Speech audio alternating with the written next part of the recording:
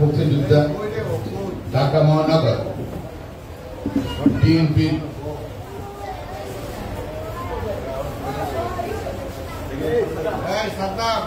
আহ্বায়ক এবং BNP chairperson উপদেষ্টা মুক্তিযোদ্ধা বিশ্ব সংগঠক যিনি গত কয়েক বছর এই দলকে সুসংগঠিত করার জন্য অনেক নির্যাতনের সম্মুখীন হয়েছেন, সবার কাছে পরিচিত ঢাকা সিটি কর্পোরেশনের সাবেক ডেপুটি মেয়র জনাব আব্দুল সালাম, বিএনপি সহসাংগঠনিক সম্পাদক জনাব আব্দুল খালেদ সহ এই সংগঠনের নেতৃবৃন্দ উপস্থিত ভাই বোনেরা, আসসালামু আলাইকুম। শহীদ জিয়া একটা প্রতিষ্ঠান ছিল। শহীদ জিয়া ব্যক্তিগত সততা নিয়ে এই পর্যন্ত বাংলাদেশের কোন ব্যক্তি, এমনকি বর্তমান প্রধানমন্ত্রীও শহীদ জিয়া সততা নিয়ে কোনো কথা তুলতে পারেন নাই, কারণ উনি সৎ ব্যক্তি ছিলেন। উনি স্যাক্রিফাইস করেছেন মানুষকে উন্নয়নের জন্য, দেশে উন্নয়নের জন্য। যে সময় আওয়ামী লীগ সিদ্ধান্তহীনতায় যুদ্ধের মাধ্যমে আন্দোলন হবে, যে স্বাধীন হবে নাকি আলোচনা সমঝোতা হবে, ওই সময় যুদ্ধের ডাক দিয়ে শহীদ জিয়া রহমান চট্টগ্রাম থেকে আমি শহীদ জিয়া বলছি, এবং দেশবাসীকে সশস্ত্র যুদ্ধে তিনি আহ্বান জানিয়েছেন।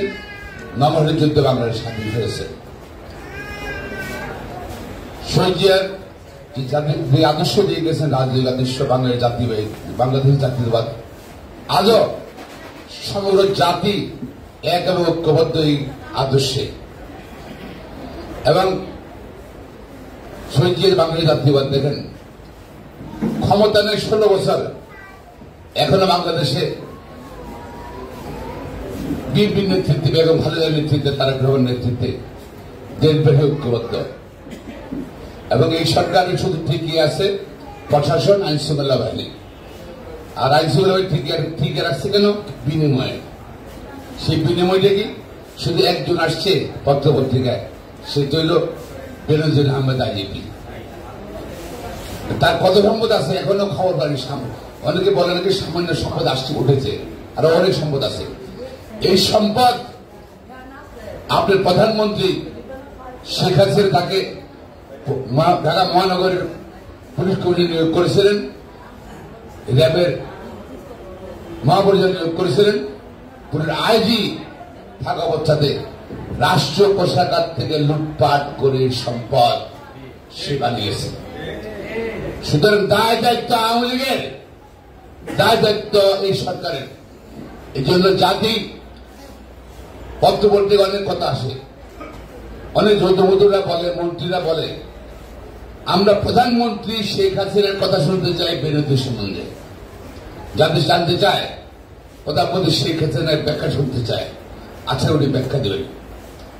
প্রিয় ভাই বোনেরা, আজ এই সরকারের আমলে গণতন্ত্র নাই, মানবাধিকার নাই, হত্যা, গুমের মাধ্যমে এবং গুলি, গ্রেপ্তারের মাধ্যমে, মিথ্যা মামলার মাধ্যমে এই সরকার ঠিকই আছে। শুধু আইন শৃঙ্খলা বাহিনী দিয়ে এবং সরকারি কর্মচারী দিয়ে বাংলার জনগণ এই সরকারকে অনাস্থা দিয়েছে। গত 7 জানুয়ারি নির্বাচনে এত আহ্বান, এত টাকা পয়সা খরচ করছে সরকারি দল বা নির্বাচন কমিশন। ভোট কেন্দ্রে কিন্তু তারেক রহমানের আহ্বানে, সমানের আহ্বানে, বেগম খালেদার নির্দেশনায় জনগণ ভোট দিতে যায় নাই। 5% ভোট পড়ে। সরকার এখন স্প্রিং উপর ঠিক আছে। এই সরকার দেশকে ধ্বংস করেছে, ব্যাংক ধ্বংস করেছে, ব্যাংক লুটপাট করেছে। তাদের আওয়ামী লীগের লোকজনকে তারা ব্যাংক করার লাইসেন্স দিয়েছিল, সেই ব্যাংক জনগণ ব্যাংকে টাকা রেখেছে, সেই জায়গায় তারা আওয়ামী লীগ লুটপাট করে নিয়ে গেছে। আপনার পুরাতন ব্যাংকগুলোতে তাদের চেয়ারম্যান বানিয়েছিল, ব্যাংকের চেয়ারম্যান বানিয়েছিল, পুরাতন এবং নতুন ব্যাংক সবগুলো তারা লুটপাট করে নিয়ে গেছে। সম্পদ নেই, টাকার শর্ট, মানুষের জীবনযাত্রা আজকে দুর্বিষহ হয়ে যাচ্ছে এবং বিদ্যুৎ খাতে দুর্নীতি হচ্ছে। আপনার মানুষের উপর এই দুর্নীতির বোঝা বাড়াচ্ছে সরকার, বিদ্যুতের দাম বাড়িয়ে। শুধু ক্রয় ক্ষমতা বাংলাদেশ ভালো নাই, খারাপ ব্যবস্থা আছে। শুধু আওয়ামী লীগে যারা লুটপাট করছে না তারাই ভালো আছে। এছাড়া দেশবাসী আজকে খুবই খারাপ, দেশের অবস্থা ভালো না, গণতান্ত্রিক দেশটা বাংলাদেশ। সুতরাং আজকে একটা কথাই, সেটা হল যে যেখানে আসে না কেন, যে মতে আসে না কেন, সবাই ঐক্যবদ্ধ হতে হবে। এই সরকারের পতন ঘটাতে হবে, পাশাপাশি তত্ত্বাবধায়ক সরকারদের নির্বাচন ব্যবস্থা গ্রহণ করতে হবে। এর বিকল্প কোনো বিষয় নেই। এবং আমরা আবার নিজেদেরকে বসে দেবো ইনশাল্লাহ। অচিরেই এই 2024 সালে ইনশাল্লাহ আর একটা বড় ডাক্কা দেবে। এটাকে ইনশাল্লাহ এই সরকার সেটাকে গুণায় মনে করে না। শুধু ঐক্যবদ্ধ সবাই যে যেখানে আছে, ডান মান সবাই আজকে জাতীয় ঐক্যবদ্ধ এবং ঐক্যবদ্ধ। শুধু ঐক্যবদ্ধ ঘৃণা করলে হবে না, প্রতিবাদ করতে হবে, প্রতিবাদী হতে হবে, গণতন্ত্রের যুদ্ধে নামতে হবে এবং গণতন্ত্রের যুদ্ধে আমাদেরকে জয় করতে হবে। আমরা শহীদ জিয়ার সৈনিক, আমরা বেগম খালেদার সৈনিক, আমরা তারেক রহমানের সৈনিক। আমাদেরকে আজকে একটাই বিকল্প, যে এই সরকারের বিরুদ্ধে আন্দোলন করে গণতান্ত্রিক উপায়ে আমাদের জনগণের সরকার প্রতিষ্ঠা করা। এবং আজকের এই প্রজন্ম দল কর্তৃক আয়োজিত এই ঈদ উপলক্ষে বর্ষপূজা অনুষ্ঠানের সকল নেতৃবৃন্দকে এই সম্মানকে ধন্যবাদ জানিয়ে আমি বক্তব্য শেষ করছি। খুদা হাফেজ। বাংলা জিন্দাবাদ, শহীদ জিয়া মানব, বেগম খালেদা জিন্দাবাদ, তারেক রহমান জিন্দাবাদ, আরাফাত গৌরব, বিএনপি জিন্দাবাদ, প্রজন্ম দল জিন্দাবাদ। ধন্যবাদ। বিএনপির যুগ্ম মহাসচিব ব্যারিস্টার মাহবুদ্দিন খোকন ভাইকে ধন্যবাদ জানাচ্ছি। আমাদের মাঝে উপস্থিত হয়েছেন জিয়া মঞ্চ কেন্দ্রীয় কমিটির সিনিয়র যুগ্ম সাধারণ সম্পাদক ইঞ্জিনিয়ার জামাল হোসেন, ওনাকে ধন্যবাদ জানাই। এ পর্যায়ে সংক্ষিপ্ত বক্তব্য রাখবেন আজকের এই প্রোগ্রামের সভাপতি অ্যাডভোকেট পারভীন কাউসার মুন্নি, সংক্ষিপ্ত বক্তব্য রাখবেন।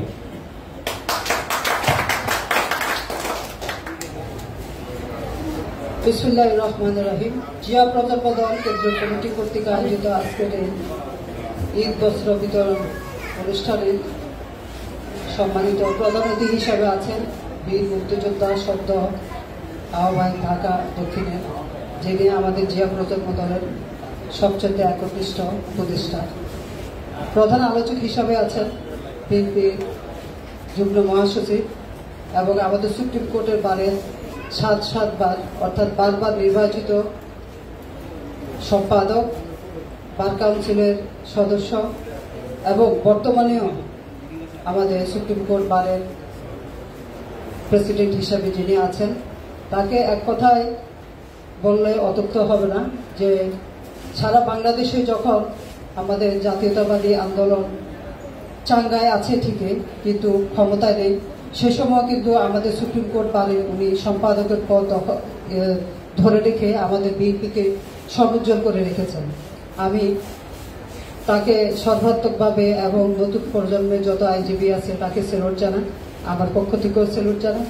আমরা সবসময় যেটা দেখতে পাচ্ছি, উনি প্রথমবার যখন সভাপতি নির্বাচিত হয়েছেন তখনও আমাদের এই ফ্যাসিস্ট সরকার বিভিন্ন কলা কৌশলে ভোটটাকে নষ্ট করে দিয়েছে। ঠিক একইভাবে এবারেও উপলব্ধ করতে চেয়েছিল, কিন্তু উনি হলেন আমাদের একজন ডাইনামিক একজন লিডার, আমার রাজনৈতিক অভিভাবক। তাই আমি বলতে চাই যে এ ধরনের অভিভাবক এবং এ ধরনের রাজনীতিবিদ আমাদের সর্বস্তরে, সর্বজেলায়, একদম জেলার আনাচে কানাচে থাকা খুবই বাঞ্ছনীয়, যিনি আমাদের বেগম খালেদা জিয়াকে এত কাছে থেকে দেখেছেন এবং তার মামলাগুলো এতভাবে পরিচালনা করেছেন, যে কারণে সাধারণ আইনজীবী এবং আমরা যারা জাতীয়তাবাদী দলে বিশ্বাসী তারাও ওনাকে সাপোর্ট দিয়েছেন বিধায় এত প্রতিকূলতার মধ্যেও উনি মাথা উঁচু করে আমার দলকে প্রতিষ্ঠিত করে রেখেছেন। তার জন্য আমরা তাকে স্যালুট জানাই। আরও উপস্থিত আছেন আমাদের সহ সাংগঠনিক সম্পাদক জনাব আব্দুল খালেক ভাই, আরো উপস্থিত আছেন জিয়া প্রজন্ম দল এবং অন্যান্য সিনিয়র নেতৃবৃন্দ, আসসালামু আলাইকুম।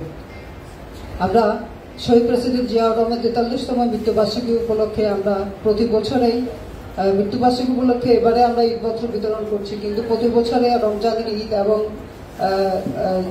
ঈদ উল আজহার সময়ে আমরা ঈদ বস্ত্র বিতরণ করে থাকি। একটাই কথা যে আমি এই দলের যে ক্লান্তি লগ্ন চলছে, এই ক্লান্তি লগ্নে আমার শুভাকাঙ্ক্ষী যারা আছেন, শুভাকাঙ্ক্ষী বলতে আমার দলের অসহায় নিপীড়িত মানুষ যারা কোনোভাবে জীবনযাপন করা অসহনীয় হয়ে পড়ছে, চেষ্টা করছি আমরা সূক্ষ্ম দৃষ্টিকোণ থেকে তাদেরকে সহযোগিতা করার।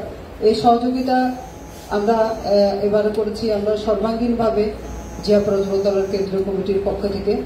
আমি আমার বক্তব্য বেশি বাড়াবো না, একটা কথাই বলতে চাই, সারা বাংলাদেশে এই সরকার যেভাবে নিপীড়ন, নির্যাতন এবং পীড়ন চালিয়ে যাচ্ছে, যেখানে বিচার বিভাগ স্বাধীন নয়, আইন বিভাগ বিভিন্নভাবে কুক্ষিগত হয়েছে, যে পুলিশ বিভাগ যেখানে স্বাধীন নয়, যেখানে পুলিশকে আশ্রয় প্রশ্রয় দেওয়ার জন্য যেখানে এত দুর্নীতি, সম্প্রতিকালে আমরা যে নামগুলো পেয়ে থাকি এগুলোর ব্যাখ্যা শেষ হবে না। আমরা স্বাস্থ্য খাতেও দেখি বেনজির এবং আজিজের মতো ব্যক্তি, তাদেরই সৃষ্টি হয়েছে, সরকার এককভাবে তার ফায়দা লুটার জন্য সৃষ্টি হয়েছে। একটা কথাই আমরা বলতে চাই, চিকিৎসা খাতের ক্ষেত্রে সে একই অবস্থা। এটি যদি আলাদা আলাদাভাবে যদি আমরা বলতে চাই তাহলে একটা হিস্ট্রি হয়ে যাবে, একটা ইতিহাস হয়ে যাবে। কি স্বাস্থ্য খাত, কি আইন খাত, বিচার বিভাগ বলেন, আইন শৃঙ্খলা বাহিনী বলেন, একটা ইতিহাস সৃষ্টি হবে। যাই হোক, একটাই কথা, এটা সরকার বলতে যে পর্যায়ে গেছে, কোনো দল এটি পরিচালনা করছে না, কোনো একজন ব্যক্তি এটি পরিচালনা করছে বিদায় দেশটা ধ্বংসের মুখে চলে গেছে। তাই আমরা একই সুরে সবাই একই সাথে একটাই কথা বলতে চাই যে আমরা যেভাবে জাতীয় নির্বাচনকে যেভাবে প্রত্যাখ্যান করেছি, উপজেলা নির্বাচনকে যেভাবে প্রত্যাখ্যান করেছি, আমরা চাই এভাবে সংগঠিত হয়ে আমরা পুরা এই সরকারকে আমরা প্রত্যাখ্যিত করব। সেই সময় আমাদের অবশ্যই আসবে। যাই হোক, আমি সবাইকে ধন্যবাদ জানিয়ে আমি আমার বক্তব্য শেষ করছি। বাংলাদেশ জিন্দাবাদ, বাংলাদেশ জাতীয়তাবাদী দল জিন্দাবাদ। শহীদ প্রেসিডেন্ট জিয়াউর রহমান মরহুম এবং বেগম খালেদা জিয়া সুস্থ হয়ে আমাদের মাঝে ফিরে আসেন এর প্রত্যাশায়, এবং দেশ নায়ক তারেক রহমান আমাদের মধ্যে ফিরে আসবেন এর প্রত্যাশা আমি আমার বক্তব্য শেষ করছি। ধন্যবাদ। আসসালামু আলাইকুম। ধন্যবাদ। এই পর্যায়ে বক্তব্য রাখবেন আজকের এই ঈদ বস্ত্র বিতরণী অনুষ্ঠানের প্রধান অতিথি, সাবেক ঢাকা মহানগর দক্ষিণ বিএনপির সংগ্রামী আহ্বায়ক, বিএনপির চেয়ারপারসনের উপদেষ্টা, সাবেক ডেপুটি মেয়র, আমার রাজনৈতিক অভিভাবক, জননন্দিত নেতা জনাব বীর মুক্তিযোদ্ধা আব্দুল সালাম সাহেব এই পর্যায়ে বক্তব্য রাখবেন। জিয়া প্রজন্ম দল কেন্দ্রীয় কমিটি কর্তৃক আয়োজিত আজকে দুস্থদের মাঝে আমাদের ভারপ্রাপ্ত চেয়ারম্যান দেশনায়ক তারেক রহমানের পক্ষ থেকে বস্ত্র প্রদান অনুষ্ঠানে সংগ্রামী সভানেত্রী অ্যাডভোকেট পারভিন কাউসার মুন্নি, আজকে এখানে উপস্থিত আছেন সাবেক জাতীয় সংসদ সদস্য, এবং দেখছেন আপনারা যে সুপ্রিম কোর্ট বারে বহু আলোচিত যে নির্বাচন হয়ে গেল, সেই নির্বাচনেও যাকে পরাজিত করতে পারেননি আজকের এই সরকারি দল, একজন জনপ্রিয় আইনজীবী, জনপ্রিয় নেতা, বিএনপির যুগ্ম মহাসচিব ব্যারিস্টার মাহমুদ্দিন খোকন উপস্থিত আছেন। এখানে বিএনপির সহ সাংগঠনিক সম্পাদক আব্দুল খালেক উপস্থিত আছেন, যার সঞ্চালনায় আজকে সারোয়ার হোসেন রুবেল সহ আমার মহানগরী মূলত এটা আয়োজনই করা হয়েছিল যে আদাবর এবং মোহাম্মদপুরের থানার যারা দুস্থ তাদেরকে দেয়ার, কিন্তু তাদের দেওয়ার আগে তো আজকে এইখানকার লোকে চলে আসছে, কাজে এদেরকেও দেওয়া হবে। আর বাকিগুলো আমাদের এখানে আমাদের মহানগর উত্তরের নেতা, মহানগর মোহাম্মদপুরের নেতা আমাদের ইউসুফ, এবং আমাদের আদাবরের কনভেনার আহ্বায়ক আমাদের নাসির সহ আরো অনেকে উপস্থিত আছে, আমাদের আদাবরের শ্রমিক দলের প্রেসিডেন্ট সেক্রেটারি। তা আমি বক্তব্য দেব না, কথাটা একটাই যে আজকে এই যে একটা ঈদ 2-3 দিন পরে মানুষের মনে যে কি কষ্ট সেটা আমরা জানি, বিশেষ করে মধ্যবিত্ত যারা তারা না পারছে কানতে, না পারছে হাত পাততে। এমনি একটি অবস্থায় যারা কোরবানি দিতেন গতবারের থেকে তো তাদেরকে বিভিন্ন জায়গায় ধার দেনা করে কোরবানি দিতে হচ্ছে যারা মধ্যবিত্ত। বর্তমান সময়ে ধার দেনাও পাচ্ছে না। আপনারা জানেন যে আজকে এমনি একটি অবস্থায় বাংলাদেশের অর্থনীতি যে পর্যায়ে নিয়ে আজকে ঠেকিয়েছে এই দেশ, এই সরকার একেবারে রসাতলে। ব্যাংকগুলো শেষ, শেয়ার মার্কেট শেষ, তারপরেও সরকার বলে যে না সব ভালো আছে, তাও স্বীকার করে না। আর এবার স্বীকার করো, তারপর সেটা সমাধানের জন্য সবাইকে ডাকো, আলোচনা হোক, সেটা না। তারা বলে কোনো সমস্যাই নাই, কোনো সমস্যাই নাই। তাই আজকে এইরকম একটা সরকার, বেলাদি সরকার, এদেরকে ক্ষমতা থেকে না নামালে এই দেশের মায়েরা চুপ করো না, এদেরকে ক্ষমতা থেকে না নামাতে পারলে এই দেশের অর্থনৈতিক ব্যবস্থা ঠিক হবে না। কারণ যে সময় মানুষ খাইতে পারতেছে না, আবার এই সময় দেখছেন আপনি যে কোটি টাকা দিয়ে আজকে গরু বিক্রি হয়, লক্ষ লক্ষ টাকা দিয়ে। কারা কিনে? ওই যে আওয়ামী লীগের সান্ডা পান্ডা যারা আছে, বা এই যে ব্যাংকের থেকে যারা টাকা চুরি করে নিয়ে গেছে, তারাই আজকে সেগুলো করে। তা না হলে তো এই অবস্থা হওয়ার কথা না। দেশটাকে এই অবস্থা থেকে বাঁচানোর জন্য আমাদের একটাই দাবি যে বিএনপি কি চাই? আমরা অরাজকতাও চাই না, সন্ত্রাসও চাই না। আমরা একটা ভোট চাই। ভোটের মাধ্যমে আজকে সরকার পরিবর্তন হোক। আমরা জানি যে এই সরকার ভোট দিতে চায় না এই কারণে, কারণ ভোট দিলে যতটুকু সুযোগ পাইছিল তার মধ্যে মাহমুদ্দিন খোকনের ঠেকাইতে পারে নাই। কারণ ভোটও দিছে, আবার ভিতরে সে লড়াইও করছে, ভিতরে লড়াই করছে। যাবো না যে পর্যন্ত রেজাল্ট না হবে। এবার সে তার রেজাল্টটা নিয়েই বাইর হইতে পারছিল বলেই কিন্তু সে আজকে বিজয়ী হয়েছে, তাহলে তার রেজাল্টও খায় ফেলাইছে। আজকে এটা হলো খাও খায়, খাই খাই সরকার, খাই খাই আওয়ামী লীগ সবসময় যেটা করে। তাই কাজে আজকে আমি কথা দীর্ঘায়িত করবো না, আমার আরেকটি প্রোগ্রাম আছে, প্রেস ক্লাবে যাইতে হবে। তা আমি সবাইকে বলবো যে আসুন আজকের এই যে মহান যে ঈদ আসছে, ঈদের সময় আল্লাহর কাছে আমরা, আল্লাহ এই জালেম সরকারের হাত থেকে আমাদেরকে মুক্তি দাও। এই জালেম সরকারের হাত থেকে এই দেশের মানুষ আজকে বাঁচতে চায়। কারণ মানুষের জ্বালায় পড়ে মারতেছে, তারপরেও বলে যে না খুব ভালো আছে, খুব ভালো আছে। হাজার হাজার কোটি টাকা তারা খরচ করতেছে, কিন্তু সাধারণ মানুষের জন্য আজকে সেই টাকা নাই। মানুষের থেকে আজকে টাকা নিতেছে ট্যাক্সের নামে। এই যে মা বোনেরা যারা, ওরা নিজেরাও জানে না যে আপনারা যখন একটা বন্ডুটি কিনেন, এটা থেকেও সরকার ট্যাক্স নেয়। আপনি যে শাড়ি কিনেন, এটাতেও সরকার ট্যাক্স নেয়। আপনি যে একটা চাল কিনেন, এটাও সরকার ট্যাক্স নেয়।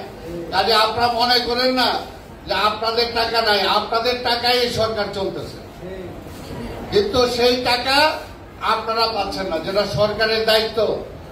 আজকে অসহায় মানুষের পাশে দাঁড়ানো, অসহায় মানুষের পাশে দাঁড়ানো, তাদেরকে সাহায্য করা। কিন্তু অসহায় মানুষের পাশে না দাঁড়ায় সবাই যে ব্যাংকের টাকা গচ্ছিত রাখে, এই টাকা তারা লুটা লুটা খায় ফেলে। আপনার দেশের পত্রিকা আসছে 4 জন সংসদ সদস্য এই যে বিদেশে সাধারণ কৃষক শ্রমিকের ছেলে মেয়েদের জমি জমা বিক্রি করে বিদেশে পাঠানোর জন্য এক একজনের 6 লাখ 7 লাখ 8 লাখ করে টাকা দিছে মালয়েশিয়ায় পাঠানোর জন্য। অথচ সেই জায়গায় খরচ হয় 60 থেকে 70 হাজার টাকা। তারপরেও এই 6, 7, 8 লাখ টাকা দেওয়ার পরেও সেই লোকগুলোকে পাঠায় নাই। কয়েকশো কোটি টাকা আজকে 4টে এমপি মাই রেখেছে, এখন পর্যন্ত তাদেরকে আইনের আওতায় আনে নাই। বেনজির আমাদের বিরুদ্ধে মিথ্যা মামলা দিচ্ছে। এখন তো আমরা চাই অন্তত বেনজিরের কিছুদিনের জন্য আইলা আজকে জেলখানায় পাঠায়, তারা যে লোটা বাটি কম্বল দিয়ে অন্তত জেলে তারা একটু পাঠানো, তাহলে বুঝবে যে মিথ্যা মামলা আজকে যারা আমরা ভোগ করছি আমরা কি পর্যায়ে আছে। তাই ভাইরা আমার, এটা তো হবে না, এমনি হবে না। সেটার জন্য সবাই রাস্তায় নেমে খালি একটা স্লোগান দিতে হবে, শেখ হাসিনার আর চাই না, অনতি বিলম্বে আমরা নির্বাচন চাই। কি মায়ের আপনার শেখ হাসিনা চান? এটা বলতে হবে মাথায় নেবা, এবং যে যে বাড়িতে কাজ করেন ওই বাড়িওয়ালাদেরও বলতে হবে, তারাও তো শান্তিতে নাই। শান্তিতে আছে? এই যে বিদ্যুৎ বিল কত দিতে হয়, গ্যাস বিল দিতে হয়, গ্যাস থাকে না, বিদ্যুৎ থাকে না, পানি থাকে না, পানির মধ্যে কেউচা, পানির মধ্যে যে অবস্থা, কাজেই মানুষের জীবন দুর্বিষহ। মানুষকে বাঁচার জন্য মানুষরাই রাস্তায় নামে আসতে হবে। কাজেই বিএনপি আজকে দেশনায়ক তারেক রহমানের নেতৃত্বে যে আন্দোলন চলমান, এই আন্দোলনের মধ্য দিয়ে অবশ্যই আমরা বিশ্বাস করি যে আমরা এই সরকারকে হটিয়ে মানুষের সরকার প্রতিষ্ঠিত করতে পারবো। আমি